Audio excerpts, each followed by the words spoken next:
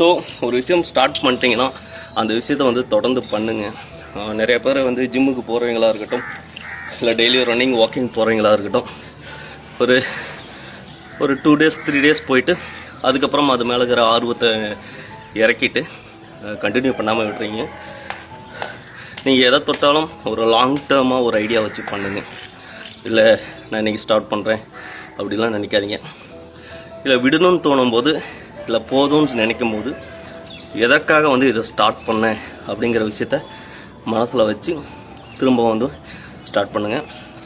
நீங்கள் எங்கே வேணா இருக்கலாம். நீங்கள் ஜிம்மு போங்க, இல்லை ஒர்க் அவுட் எதாவது ஸ்டார்ட் பண்ணணும்னு நினைக்கிறீங்க, புது விஷயம் எதாவது பண்ணணும் ஆசைப்பட்றீங்க, எதாக இருந்தாலும் அது சரி. தோற்று போனால் பரவாயில்ல, எதுவும் செய்யாமல் இருக்கிறது தான் ரொம்ப ரொம்ப தவறாக இருக்குது. ஸோ முடிஞ்ச அளவுக்கு நீங்கள் எதை டார்கெட் பண்ணீங்களோ அதை அச்சீவ் பண்ணாமல் விடாதீங்க. ஓகேங்களா?